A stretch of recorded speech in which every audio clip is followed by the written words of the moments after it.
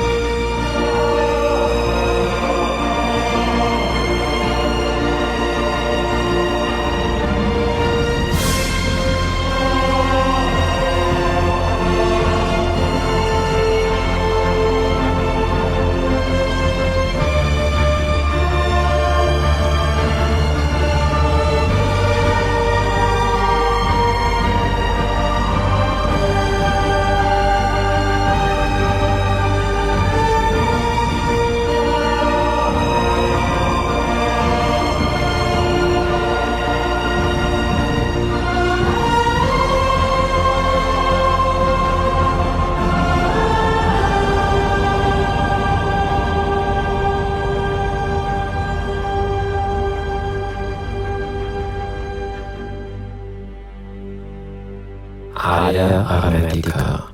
Edición número 73 del programa de Área Hermética, y esta vez vuelve con nosotros Carmen Pérez de la Iz, de la escuela de Fernando Jiménez del Oso. Todo un placer tenerte por aquí, Carmen. Buenas noches, ¿qué tal? ¿Cómo estás? Hola, muy buenas noches a todos. Pues nada, encantada de estar una vez más con vosotros y contaros algunas cosas que os puedan entretener y interesar, si puede ser. Desde luego, porque tienes una trayectoria bastante larga, sobre todo de investigaciones de campo, que es lo que interesa, ¿no? Que hoy un poquito la faceta de la tecnología ahora queda mucho como recurso a investigar a los archivos digitales, ¿no? Y bueno, y tú mantienes esa esencia de aquellas cosas de campo, ¿no? Y eso es lo interesante, y por eso que estés en nuestro programa, pues bueno, es un significado pues muy halagador, ¿no? Sobre todo para mí, como tú ya sabes, algunas personas más de la audiencia. Sí. Y bueno, si te parece, Carmen, dejamos unos segundos y sí, lanzamos estupendo. una presentación, ¿de acuerdo? De acuerdo, estupendo. En la aventura de Área Hermética número 73 vuelve con nosotros Carmen Pérez de la Iz.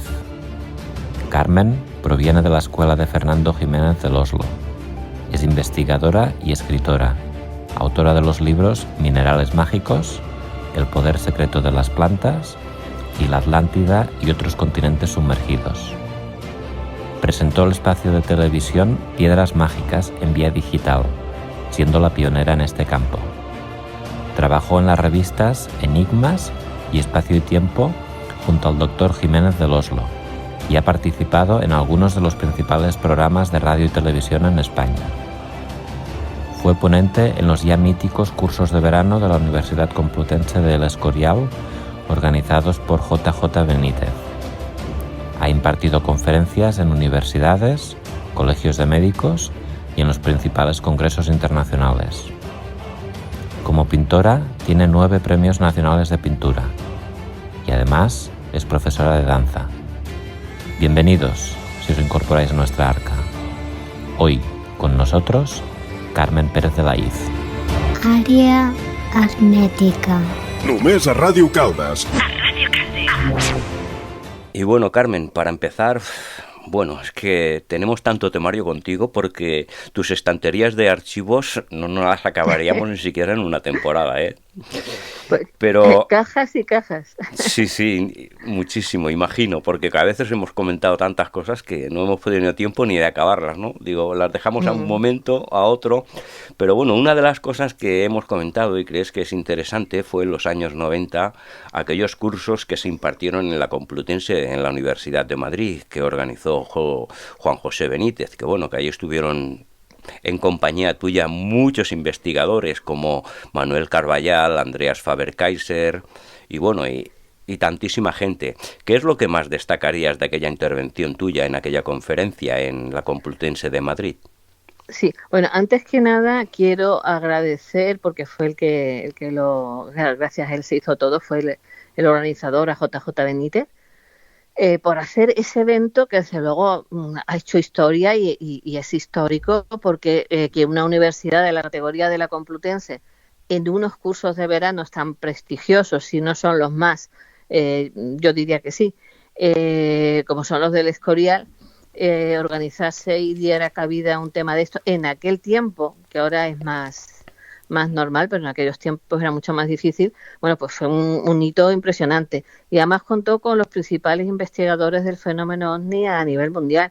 Y hablabas tú de Faber-Kaiser, de von Däniken, aparte de Carballal también estaba Javier Sierra, Bruno Cardeñosa, José Guijarro, bueno, todos los principales investigadores de aquel tiempo, ¿no?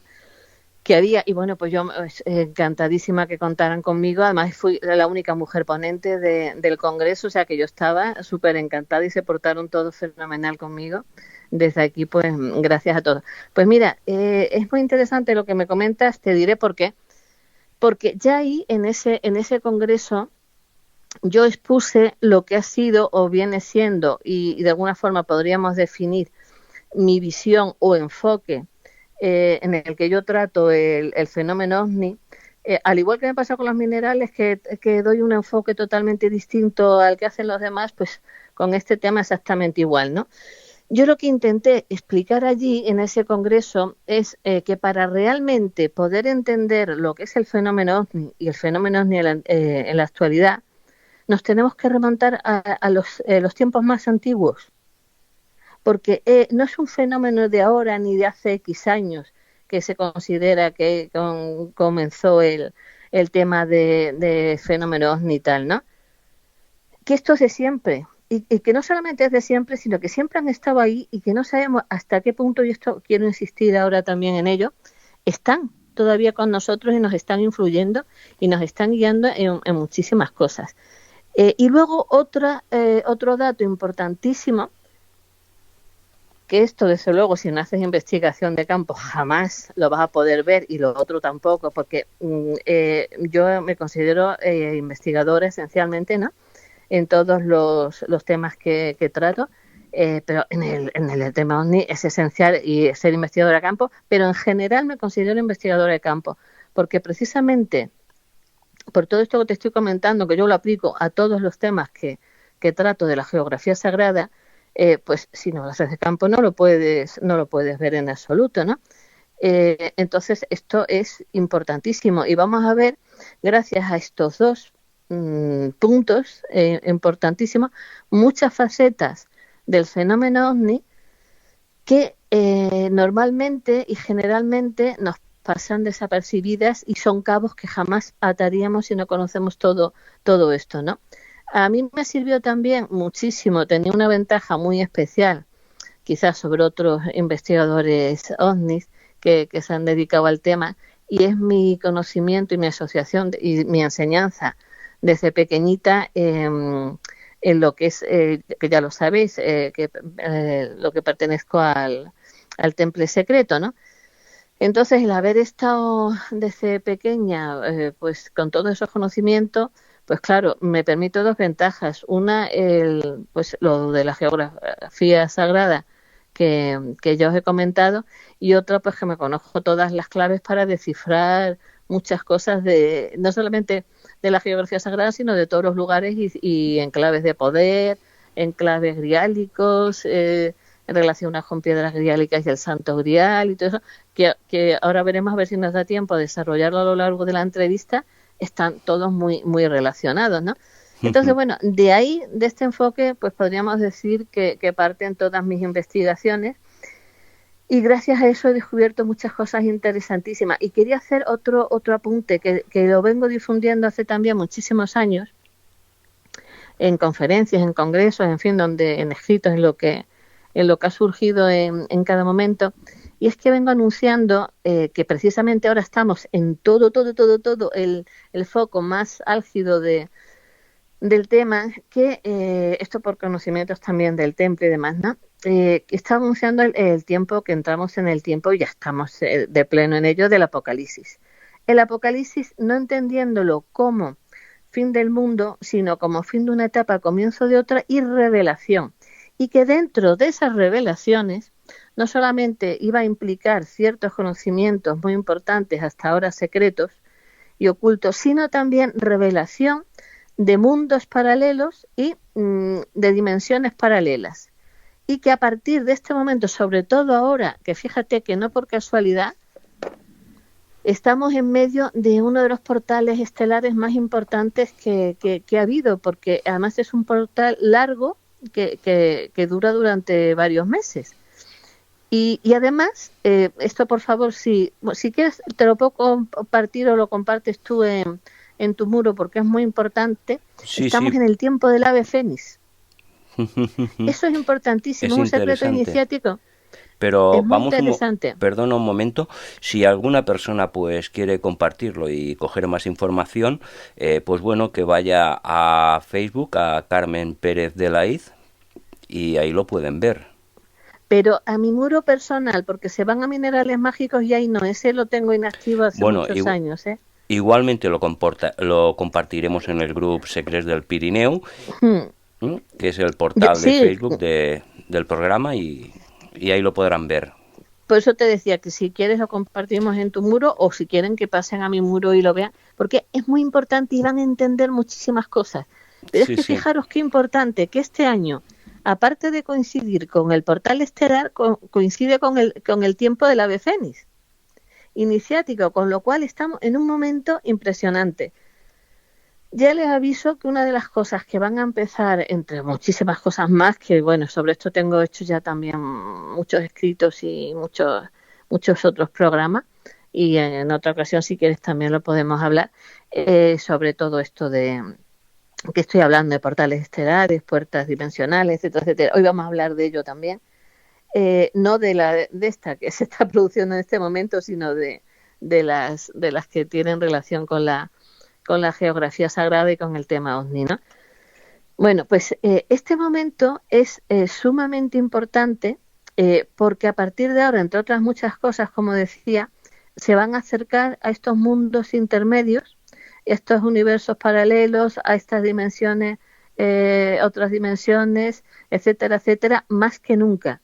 Porque dentro de esas revelaciones va a entrar eso.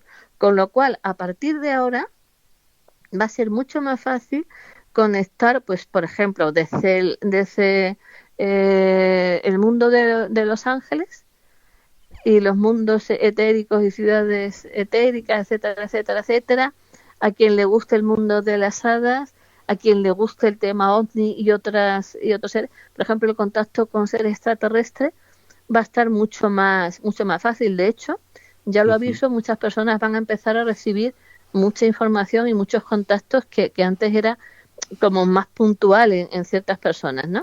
Y muchos otros van a empezar a darse cuenta, y yo, por ejemplo, le diría a mis compañeros de investigación del tema OVNI, a todos los ufólogos, que si no se han dado cuenta ya, que yo creo que sí, que empiecen a atar muchos cabos sueltos, y sobre todo a partir de ahora de las cosas que les pasen, porque van a ver cómo desde el comienzo ellos, como diría JJ Benítez en su nave nodriza, ¿no? Nos han estado guiando.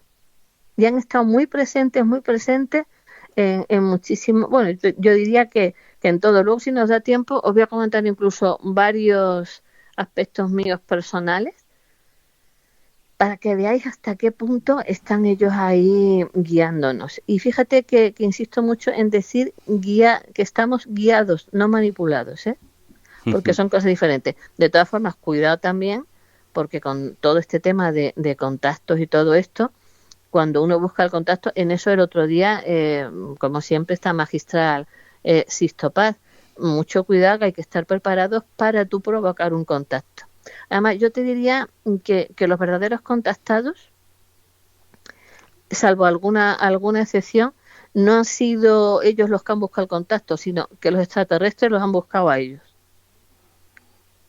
Cierto, en experiencias de contactados que hemos tenido relación con ellos y alguna vez los contactos tú los puedes buscar, pero ellos son los que eligen. Esa es una referencia de que, por lo que hemos llegado a conocer de contactados, pues nos han dado esa respuesta. Nos buscan ellos, a los que son contactados. Totalmente. Y yo estoy convencida que todos los investigadores OVNI, sobre todo algunos de los más conocidos, y sobre todo, fíjate, un dato curioso, que esto les va a resonar a muchos, los que han visto luces, como Javier Sierra, creo que Carballal también, en Montserrat y todo esto, eso es una señal muy, muy importante y muy significativa que en alguna ocasión contaré, y eso es señal de que ellos están ahí y son personas que han estado siempre guiadas y van a seguir estando guiadas. Me acuerdo de la experiencia que fue cuando con Grifols, cuando fueron Carballal y Javier Sierra, que bueno, se ha comentado en más de un programa de radio y también se editó en alguna revista la experiencia con Grifols en Montserrat. Y bueno, sí, es razonable lo que estabas comentando. Y yo sé de muchos más famosos que también la han tenido, ¿eh? Lo que pasa es que si no lo dicen ellos públicamente, a mí me lo han contado. Sí. Pero si ellos no lo dicen públicamente, no seré yo quien. Por ejemplo, Iker también lo ha contado públicamente. Pero hay otros que son igual de conocidos que no lo han contado, entonces bueno, eso ya cada uno que lo cuente, pero es un dominador común entre todos, ¿eh? Sí, es cierto que hay una realidad que se transmite en un porcentaje y otra se esconde, pues quizás un poco a la fobia por la persona que sea, por donde esté, porque a lo mejor tienen miedo, ¿no?, porque perjudique donde están, si son en medios o a través de prensa y tal, y bueno, quizás algunos, pero sí hay bastantes famosos que tienen experiencias. Nosotros alguna vez en alguna conferencia, así hablando en privado, se nos ha reportado esta situación. Y me refería también a famosos ufólogos. Sí, bueno, de JJ Benítez me acuerdo cuando ahí en Perú, cuando fueron con la convocatoria que hicieron con Sixto Paz, que bueno, que tiempo más tarde se desvinculó el grupo Rama por la manipulación de ciertos grupos que no podían controlar. Sí. Y ahí está la historia de los ovnis que bueno, recoge mucha historia. Sí. Mira, yo ahora cuando pasemos a hablar del tema, bueno, del que tú prefieras comenzar, ¿no? Te voy a contar también cómo surgió mi contacto con dos de los casos más importantes y sobre todo más reveladores que he tenido yo en relación al fenómeno OVNI, que no por casualidad también tienen que ver con otro tema que a vosotros os apasiona igualmente, que es el de las piedras griálicas y el Santo Grial. Sí. Bueno, es que en cierta manera, bueno, yo supongo que tú lo interpretas bien y yo también, y sé que hay muchas vinculaciones, ¿no? Solo por el simple hecho de moverte en unas investigaciones de campo nos dan respuestas. Hay muchas personas que esto no lo entienden, pero bueno, ya te digo yo, cuando accedes a archivos digitales no es lo mismo que acceder con el pie a una información. No, nada que ver. Tienes que estar allí como hacéis vosotros. y como hago yo, claro. Sí, y es así, es una realidad, ¿no? Y a veces, muchas veces nos vemos y nos encontramos de que cuando decimos ciertas cosas, escépticos. Bueno, cuéntame qué eres, cómo eres, qué haces, cómo investigas. bueno, guardar silencio Claro. y hacer camino, como sabemos hacer, ¿no, Carmen? Claro. Pues esto Sí. que comentabas sobre lo importante de esta casuística que tú querías destacar, adelante. Sí, el enfoque que te decía. Pues mira, tú querías que habláramos pero bueno, podemos hacer, es que hay dos casos, que es lo que yo te decía, que para mí son de todos los que he investigado. He investigado algunos que son mucho más espectaculares, mucho más tal, pero para mí estos que son dos de los, a nivel personal y a nivel de enfocar el fenómeno de los más reveladores. Tengo que comentar una cosa también que no la he dicho, y luego si nos da tiempo, si no otro día, os voy a contar mi historia personal respecto a ello. Pues yo creo que ya también es el tiempo en que los ufólogos comencemos también a contar nuestras experiencias personales referente al tema, porque también van a ver las personas, van a entender muchas cosas también. Incluso nosotros mismos, al reflexionar y atar cabos, también nos vamos a dar cuenta de muchísimas cosas que a lo mejor habíamos pasado por alto. Y, y que tiene que ver con todo esto que te estoy diciendo. Pues mira, yo, no por casualidad, como ya veréis cuando os cuente la historia, estuve casada porque soy viuda, desgraciadamente, hace unos años, de un piloto además que ha estado en dos bases muy importantes, y justo estuvo también cuando el famoso caso de Talavera, del famoso ovni de Talavera, ¿no? Entonces, claro, yo desde siempre, porque además mi marido fue el que creó y el dueño de un café piloto muy famoso que había en Madrid, que se hizo muy famoso en aquella época. Bueno, iba toda la gente famosa y todo el mundo. Y sobre todo iba muchísimos pilotos, muchos ingenieros aeronáuticos, aficionados a la aviación, enamorados, porque era una especie de museo particular. Bueno, cualquiera que viva en Madrid y conozca esa época lo tiene que conocer porque fue muy famoso, ¿no? Y claro, allí nosotros siempre, yo he estado siempre, porque me casé muy jovencita, rodeada de pilotos, de ingenieros aeronáuticos, etcétera, ¿no? Entonces, gracias a eso y a mi marido, pues he tenido acceso y tanto a informes como a fotos, como a un montón de cosas de una serie de personas que jamás lo han podido decir públicamente, que otras personas no han tenido acceso a ello, ¿no? Yo, por ejemplo, una cosa que me llamaba mucho la atención y que ellos insistían mucho, a mí me han enseñado un montón de pilotos, entre ellos mi marido, fotos de ovnis, pero cerca, hechas en vuelo. Bueno, claro, todo eso, porque además eran captados en el radar, etcétera, todo eso evidentemente pues, tenían conocimiento todos los altos mandos de cada sitio donde se producía el avistamiento y hacían las fotos y tal. Bueno, pues a todos les hacían decir que era Venus lo que habían visto. Y esto les indignaba muchísimo a todos, porque decían, bueno, por Dios, que somos pilotos con no sé cuántos años de experiencia de vuelo, que somos pilotos con ACDC, unos eran militares y otros no. ¿Cómo nos pueden decir que digamos que hemos visto Venus? Eso era una cosa que no podían, que busquen otra excusa. Pero por Dios que no nos hagan decir que es Venus, porque es que eso es una auténtica barbaridad. Bueno, eso los irritaba muchísimo. De hecho, yo cuando los veía, que hacía a lo mejor un poco más de tiempo de la cuenta, que no los veía y tal, siempre les decía de broma, bueno, ¿qué tal? ¿Me tenéis que contar algún nuevo caso de Venus o alguna nueva foto que hayáis hecho a Venus? Claro, es que eso era ya, en fin. Pero bueno, que es una de las muchas causas por la que muchos investigadores hemos dejado el tema OVNI de lleno y nos hemos ido por otras ramas, ¿no? Como por ejemplo Javier Sierra, el propio JJ Benítez, que empezó a escribir de otras cosas, etcétera, ¿no? Porque es que ya era absurdo seguir con el tema, porque ni te dejaban sacar pruebas. Si decías algo, te lo intentaban negar y ridiculizar. No podías, las personas que realmente habían tenido experiencias o tenían pruebas interesantes no se podían sacar. Entonces, claro, decía, ¿para qué? ¿Para qué vamos a seguir si esto no nos dejan? Bueno, ya os contaré mi experiencia personal con mi marido un montón de pruebas que jamás se pudo ni hablar del tema. Cuando lo del caso de famoso de allí de Talavera, a los altos mandos y a todos los que estaban allí un poco más relacionados de la cuenta, que todos eran íntimos amigos de mi marido y los conocíamos a todos los mandaron fuera, para que nadie hablara. Y no podía hablar nadie, y si se decía algo, siempre Venus. O sea, eso era... Claro, es la luz que tenemos más cerca y que más reluce, ¿no? Y a mí me ha pasado, o sea, salir a la puerta de casa y mi mujer decir, oye, ¿no ves aquello?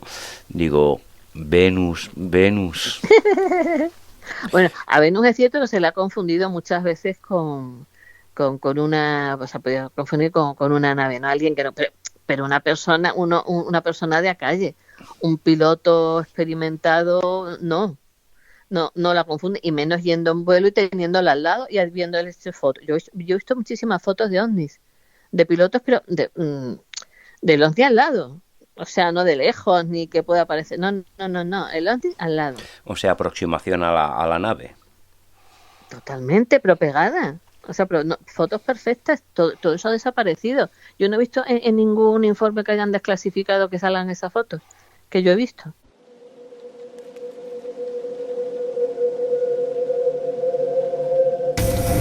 Un viaje ancestral a la otra realidad.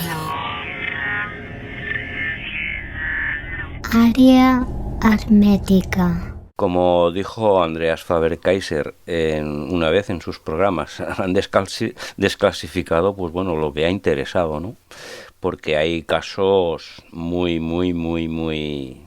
complicados, e incluso en los archivos que se han desclasificado, creo entender de que no está toda la información puesta.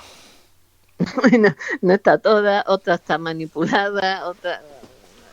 En fin, de eso mejor no habla. Pero te digo que lo importante es irte a investigación de campo, hacer un seguimiento, como he hecho yo, de los casos más importantes, incluso de años, porque ahí es donde vas a ir viendo cosas. Y mira, os voy a contar una cosa muy curiosa que nunca le he comentado, para que veáis lo que es una contactada que te contactan ellos, ¿sabes? Yo no recuerdo si estaba en esa época ya en la revista Jiménez del Oso o en dónde, pero yo también, no sé si yo te lo he comentado en alguna ocasión, yo empecé en Karma 7. En la revista de Barcelona. Sí. Con Enrique de Vicente, la época de Enrique de Vicente, de toda esta gente maravillosa de Karma 7 de aquella época. Cuando estaba Javier Sierra, Josep Guijarro... No, mucho antes de ellos. Yo empecé antes que ellos. Vale. O sea que nos remontamos sería la década de final de los 80, ¿no? ¿Hablaríamos? Es que yo empecé muy jovencita en Karma 7. Pues mira, estaba Enrique de Vicente, estaba, así que vosotros conozcáis, me estoy refiriendo a cuando yo comencé. Luego en la etapa posterior sí llegaron todos los demás, En la etapa posterior llegaron los demás. Cazenave quizá también estuviera en aquella época. Yo que soy muy despistada para el tiempo, me cuesta mucho poner en orden cronológicamente las cosas, pero Enrique sí me acuerdo perfectamente porque es con el que yo tenía más contacto, ¿no? Y luego ya sí fueron llegando los demás, y después ya fue cuando sacó Jiménez del Oso su revista y ya pasé a trabajar con Jiménez del Oso, pero yo empecé en Karma 7, o sea que es un dato curioso que no que no lo hemos dicho. Ese detalle no lo sabía, pero bueno, sí, ahí estabas bien rodeada de profesionales y estabais ahí bien, un grupo muy grande de investigadores de la cantera de Karma 7. ¿Cuántos han salido? Hombre, en tu estaban época los y mejores. Más adelante? Yo creo que de Karma 7 han salido los mejores, y en la época en que yo estaba, yo creo que estaban los mejores allí. No voy a dar nombres porque no me quiero quedar nadie sin... Bueno, sin quien escuche el programa pero... de aquella época supongo que ya sabe y sabes a quién te refieres. Sí. Carmen, tú has hecho un montón de recorrido e investigaciones cuando estabas trabajando para Fernando Jiménez del Oso en la zona de Canarias. Bueno, y sabemos que en la zona de Canarias, pues bueno, aquello es una cantera de investigaciones, una fuente de información Y en principio, ¿qué es lo que más destacarías, en primer lugar, de cuando hiciste tus investigaciones de campo en Canarias? Pues mira, antes de contarte ahora Canarias, te voy a contar cómo llegué yo a Canarias. Y si nos da tiempo y si en otro día, otro caso que está muy relacionado con el de Canarias, para que veáis qué curioso todo y cómo, vuelvo a repetir, nos guían desde arriba, ¿eh? Nos guían ellos desde arriba. Todo comenzó un día, que es lo que te estaba comentando al principio, que no recuerdo para qué revista, si era ya la de Jiménez del Oso o fue una anterior, igual fue Karma 7, es que no me acuerdo. Me mandaron a hacer un monográfico de los más importantes sanadores de la historia y sobre todo los actuales, que entrevistara a los actuales más importantes de curandero, etcétera, etcétera, etcétera, y que intentara encontrar un dominador común o que algo en común que nos diera pues alguna clave o nos revelara cosas sobre en qué consistía el misterio este de los curanderos, etcétera, etcétera, etcétera. Entonces, a una de las que entrevisté, que para mí fue la que más me impactó, que además la curandera más famosa de aquel tiempo en Madrid, y no sé, casi te podría decir que casi que en España también, se llamaba Carmen Arjonilla.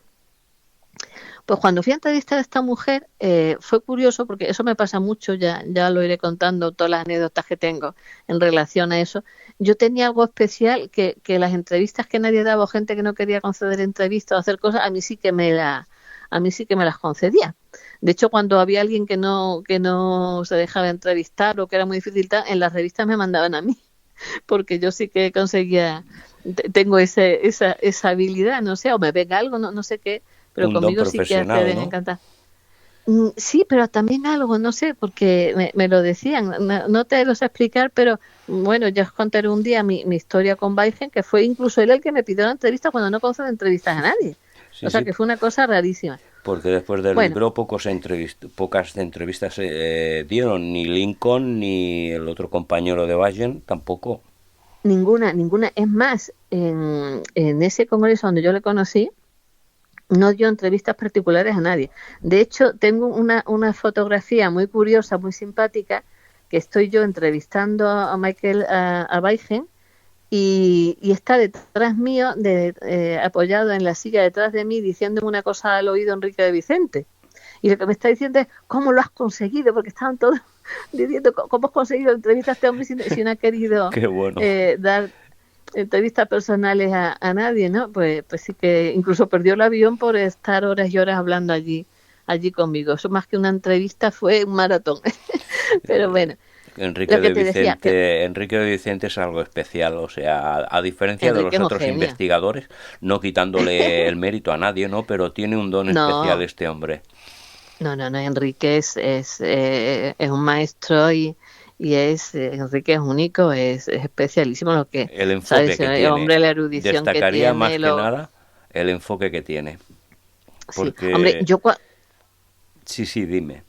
No, dime, perdona. No, que destacaría el enfoque que tiene para afrontar las situaciones y cómo las expone.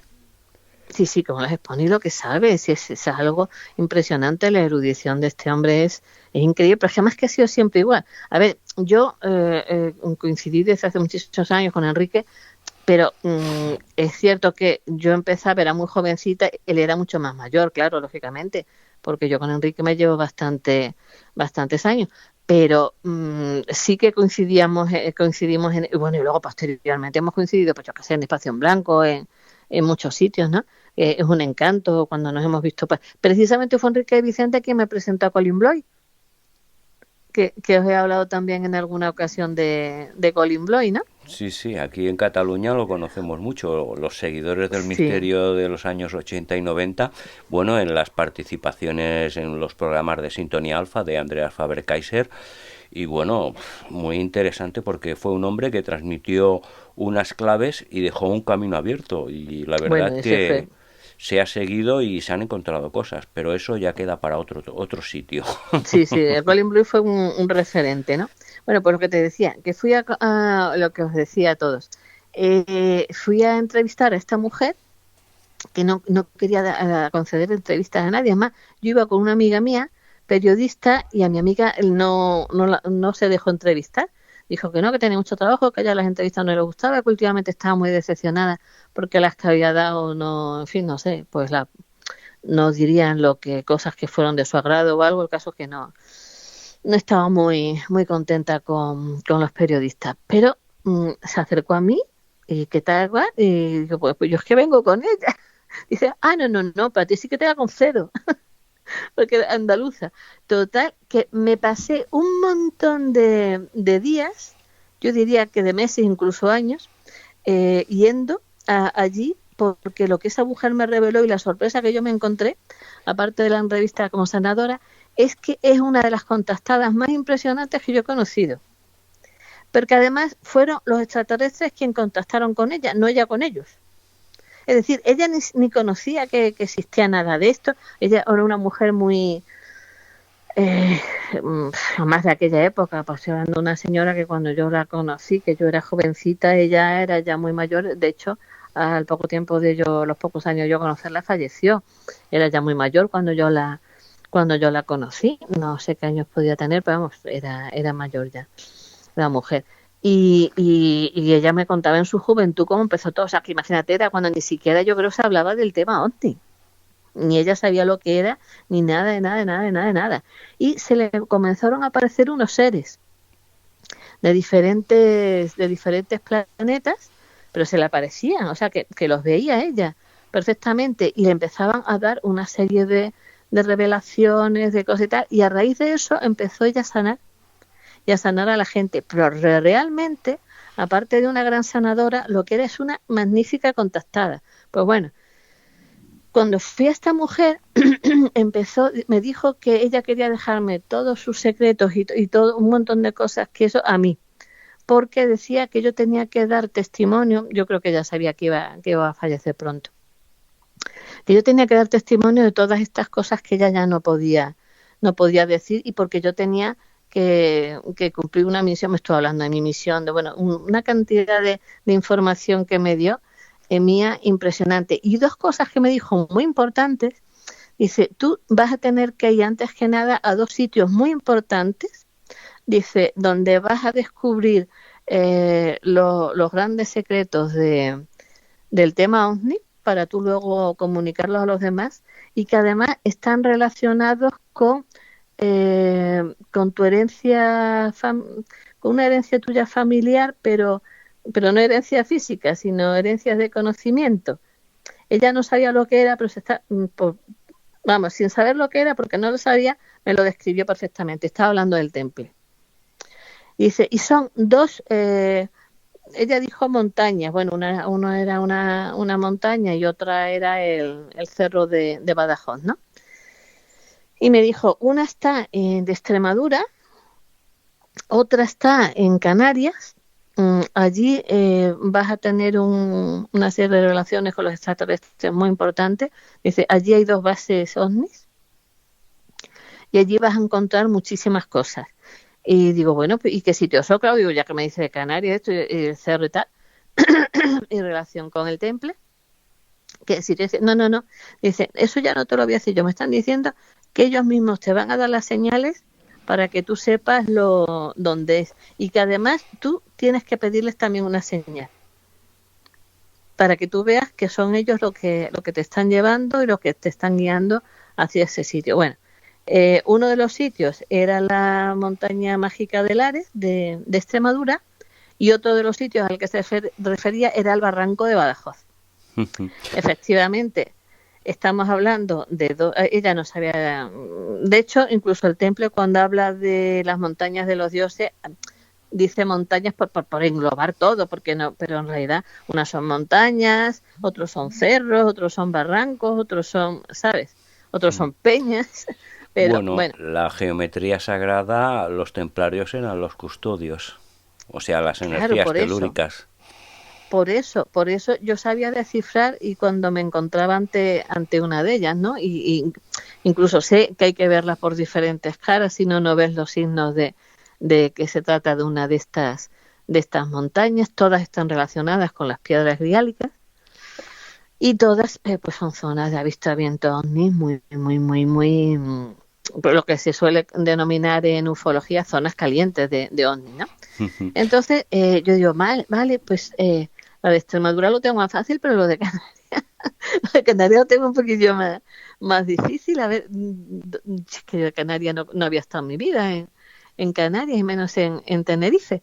Bueno, pero el caso es que justo cuando me dijo ella que pidiera la señal, me llama una chica encantadora de la Confederación Atlante de Emiliano Bettencourt, que era una seguidora mía bárbara, que me seguía en la revista de Jiménez del Oso, mis artículos y tal y cual, y que habían leído, no sé, no me acuerdo ya que me dijo, pues un artículo mío que, perdón, que les había llamado la atención y tal. Y entonces dijeron que habían aparecido uno, pues sería, supongo, el de la Atlántida, digo yo, no sé, la verdad que no recuerdo, que habían aparecido unos muros submarinos muy, muy importantes, ¿no? Que era un hallazgo muy importante, lo de que las se creían restos estructuras atlantes submarinas de Betancourt. Sí, exacto, eso. Y que me querían dar a mí la exclusiva, que no se la querían dar a nadie. Y que yo viera con qué revistar. Que aquí aclaro una cosa, no fue Jiménez del Oso quien me... A ver, Jiménez del Oso dio la exclusiva y me mandó a Canarias a investigar los muros. Pero no fue él quien me eligiera a mí para dar esa exclusiva, sino que la exclusiva la tenía yo. Lo digo porque creo que algún compañero se sintió un poco molesto porque quería haber ido él y tal, o no sé qué pasó. Es que no me enteré bien de cómo fue el tema, pero algo pasó ahí. Vale, que tú tenías Entonces, conocimiento de la no. investigación y personalmente fuiste al lugar para indagar. Exacto. Entonces yo me fui a Canarias, me envió Jiménez del Oso a que investigara el tema de los ovnis, ¿no? Perdón, de los muros. Pero yo ya sabía que ahí había una zona de ovnis muy importantes, una serie de cosas, quería también investigar porque había oído mucho hablar del caso de la niña de las peras, etcétera. Y yo sabía que tenía que buscar un barranco, montaña, monte o lo que sea, en donde hubiese avistamientos de ovnis y donde que fuese lo que nosotros llamamos los cerros o montañas de los dioses, que tienen unas características muy determinadas, y que estuviera el temple cerca, ¿no? Entonces, pues cuando estuve allí en Canarias, yo ya había tenido muchos casos, yo ya había recogido, pero sin ir a la investigación de campo, pero ya tenía yo documentación de muchos casos ovnis del Barranco de Badajoz, e incluso fotografías. Tenía fotografías en las que se veían a los seres que veían por allí. Unos eran ese tipo como extraterrestres y otros eran más con túnicas blancas. Más tipos seres espirituales, maestros o algo así de ese tipo, ¿no? Parecido al caso de cuando en los mineros que buscaban agua, la aparición de aquellos seres de luz blancos que se llaman. Exacto. Entonces, lo curioso fue que cuando, toda la Confederación Atlántica fueron encantadores conmigo, sobre todo Emiliano, que Emiliano ya es que no tengo palabras para describirlo y para darle las gracias, y su mujer, fueron fabulosos, ¿no? Pero es que lo impresionante es que fue llegar allí y empezar a resonar que antes de que Emiliano me fuera diciendo las cosas ya se las iba diciendo yo.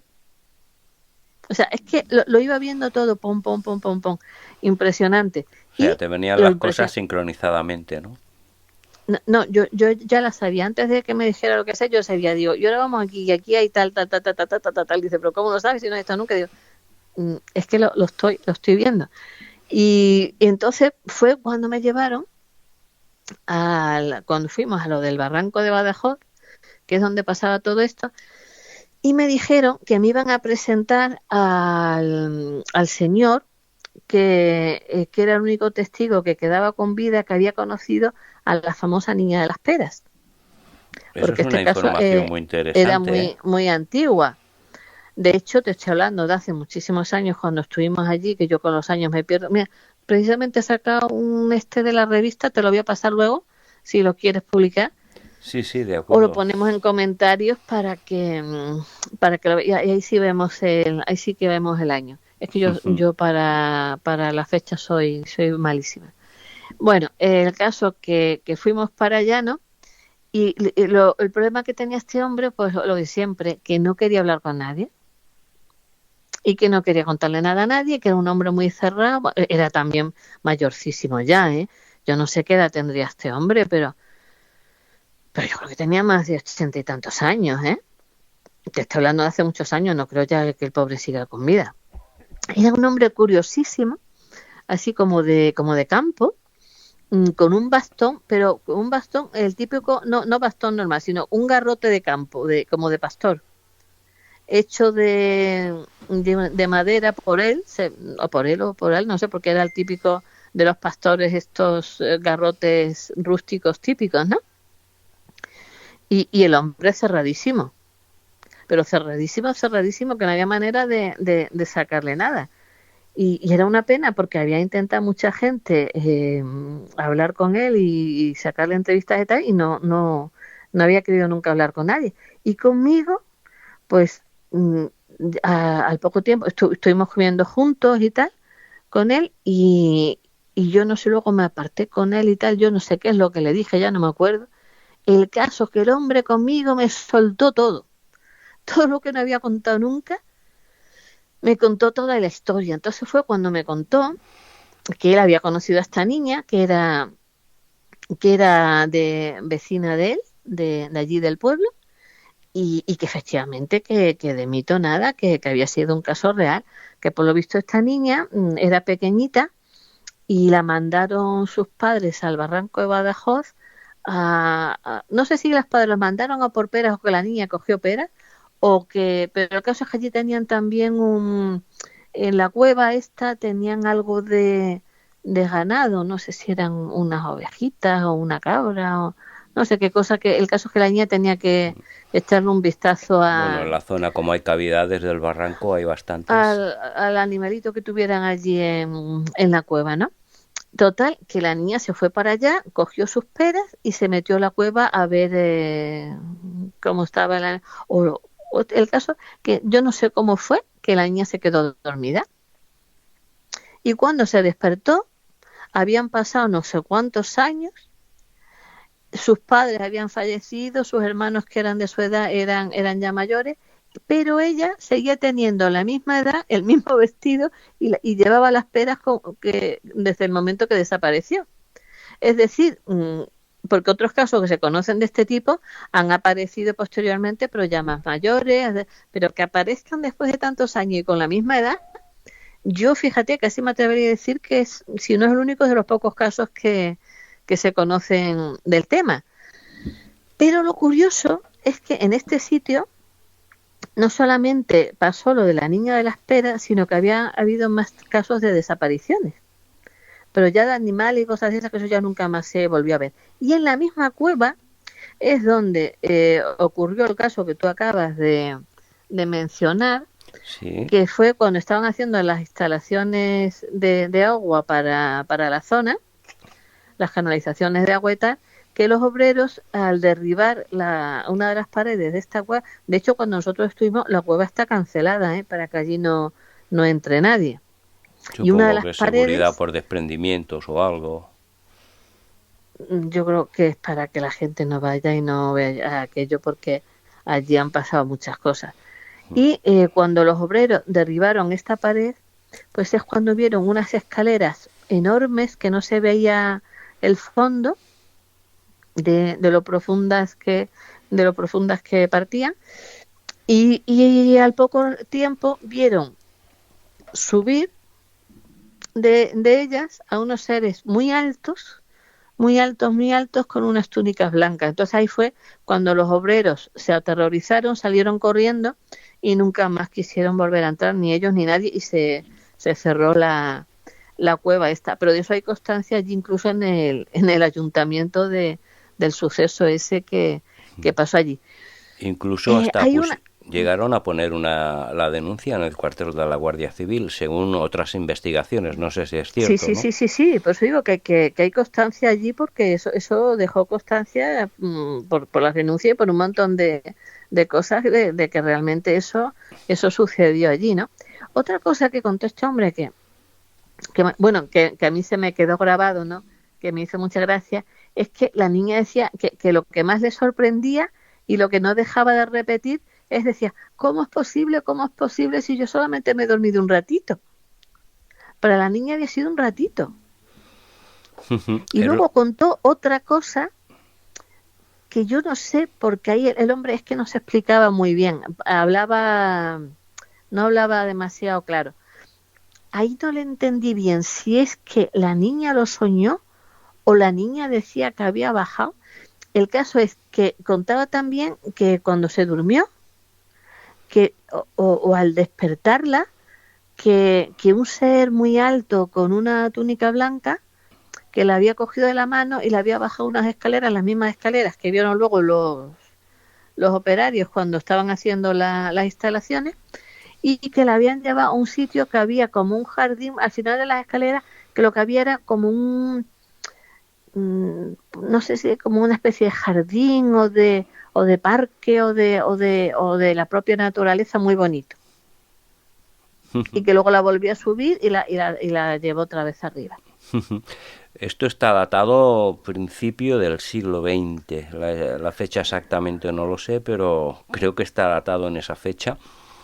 Sí, yo luego si quieres te doy la fecha exacta, porque lo tengo que mirar. Es que yo de memoria la fecha soy muy mala. Después, más tarde, lo colgamos para los que quieran entender un poco más el caso, y ahí estará hallado en fechas y alguna información más detallada.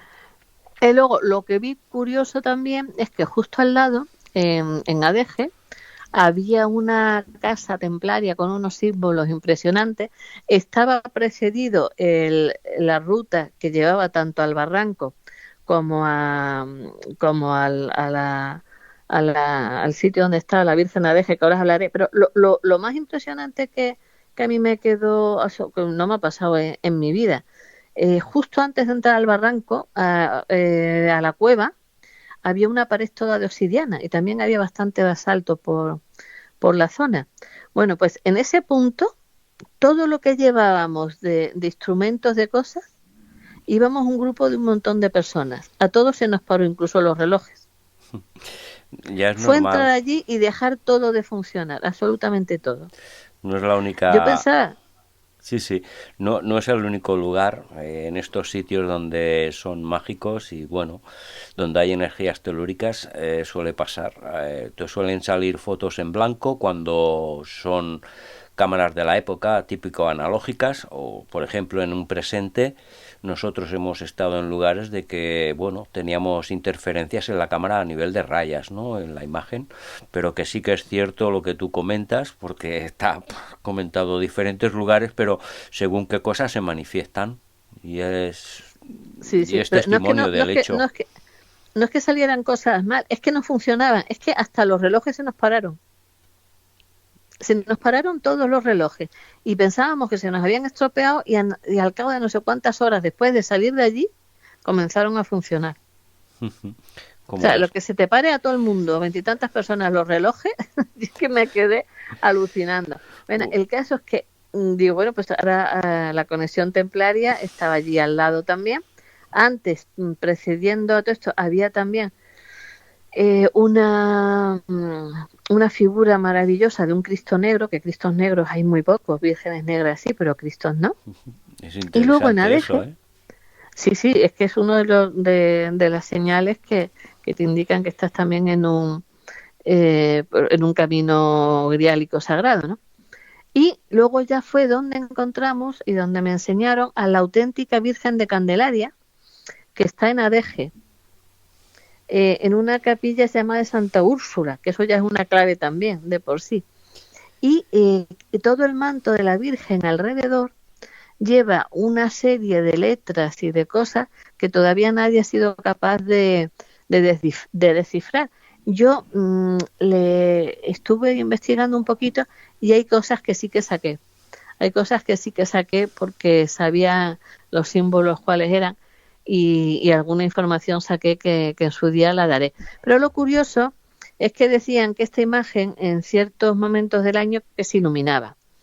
Cuando le realizaron las diferentes pruebas, porque justo un poco antes de ir nosotros, la habían llevado supuestamente para restaurar, que no hacía falta restauración ninguna, y le hicieron una serie de radiografías a la Virgen para la restauración.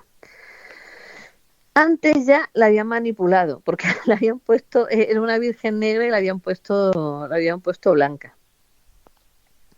Pero lo impresionante es que siempre se creía y se buscaba la famosa piedra griálica que se sabía estaba en este lugar y que los templarios habían estado custodiando en este enclave de este caso barranco de los dioses, donde todos los barrancos de los dioses había avistamientos ovnis y se conoce a los y en otro caso que os contaré en otra ocasión vais a ver cómo incluso en la actualidad los aborígenes y los transmisores del conocimiento de unos chamanes y de brujos y tal en el caso de la piedra de Copán, que ya la contaré algún día, siguen en la actualidad manteniendo el contacto con los mismos extraterrestres de la antigüedad, ¿eh? O sea, eso fue una cosa impresionante también, que ahí me quedó muy claro esta conexión de la que os estoy hablando. Bueno, pues cuando le hicieron la radiografía a la Virgen, se descubrió que efectivamente tenía, como todas las vírgenes negras, a la altura del chakra corazón, una especie de, pues vamos a llamarle de ventanita o de receptáculo en el cual estaba la piedra. O sea que tenía la piedra dentro. Y al hacerle la radiografía es donde se reveló y se veía la piedra.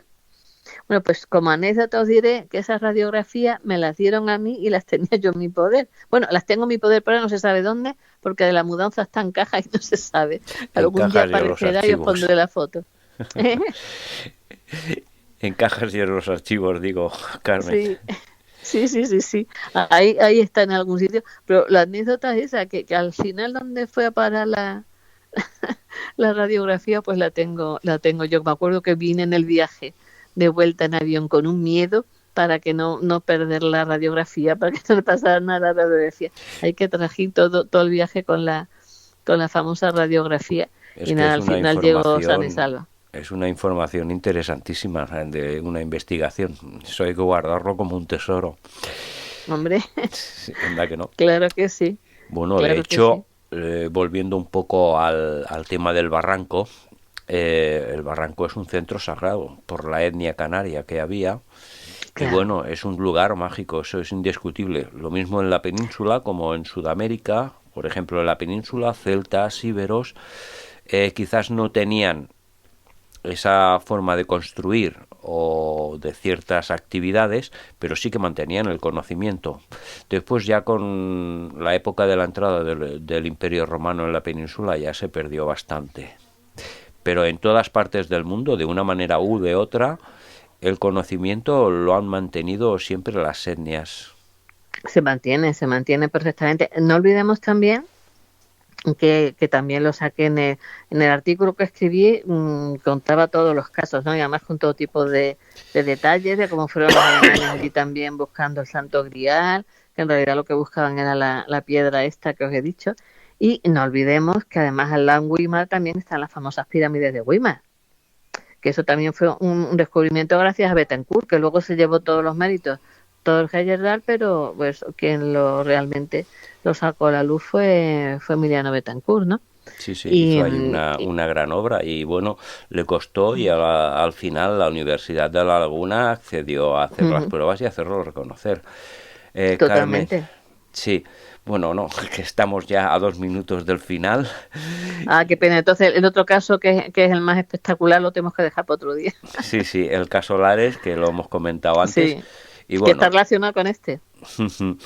De hecho, nos has dejado una información que, bueno, estamos planchados por lo menos para estar encapsulados como estamos en todo el país.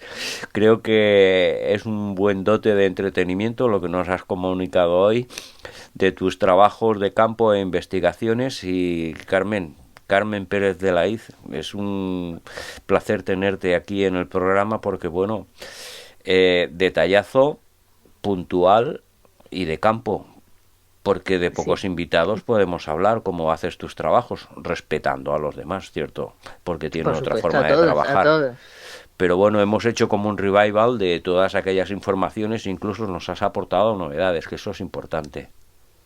Sí, sobre todo en el caso de Lares vais a ver muchas más cosas y muchas más claves, que es mucho más revelador aunque pero bueno, es importante. Mira, si hemos conseguido entretener un ratito a alguien y que despeje la mente de tanta historia que nos están metiendo, que se va a volver la gente loca, pues mira, bienvenido sea. La verdad que los medios a nivel nacional creo que contaminan bastante, ¿no? Yo estoy indignada con los medios, porque ya es una cosa que no es ni medio normal. Eso sí que es paranormal, totalmente. Pero dentro de la norma es paranormal, o sea, no porque nosotros tocamos temas paranormales, es que no. Dentro de la norma y la naturaleza de la situación, creo que hay una palabra que se llama manipulación. Carmen. Totalmente, es que está enfermando a la gente y además mentalmente los van a volver locos y físicamente enfermos. Eso me parece ya algo totalmente denunciable, pero bueno, encantadísima de estar con vosotros y lo dicho, que si se han entretenido un ratito, pues bendito sea Dios. Sí, bendito es el momento que has estado con nosotros. Pues bueno, muchísimas gracias, Carmen, recibe un fuerte abrazo y bueno, muchas gracias. Dentro de poco, si nos quieres conceder otra entrevista, pues hablamos, porque encantada. Esto es una fuente que nos interesa a todos, aparte de la organización del programa, la dirección y la audiencia, y es un placer tenerte. Recibe un fuerte abrazo del programa Área Hermética aquí en la provincia de Barcelona, en Radio Caldas FM, y pronto estamos en contacto. Muchísimas gracias, un abrazo muy fuerte para todos y encantada de volver cuando queráis. De acuerdo. Próximamente, a los que no han podido escuchar el programa en directo, a partir de mañana pues estará a través del podcast de iVoox, de Spotify y el de la radio, como no. Un fuerte abrazo y próximamente montamos otra historia. Área Hermética. Y llegando ya al punto final de nuestro programa Área Hermética, queremos dar las gracias para todas aquellas personas que nos han sintonizado y que estamos en una situación un poquito complicada, por no decir bastante, y esperamos que esto se subsane lo más pronto posible. Recibir un cordial abrazo del equipo del programa Área Hermética y nos vemos y nos encontramos en la edición número 74 de la próxima semana. Un cordial saludo y sobre todo mucha salud y ánimos, y no bajéis la vibración. Moral alta y adelante.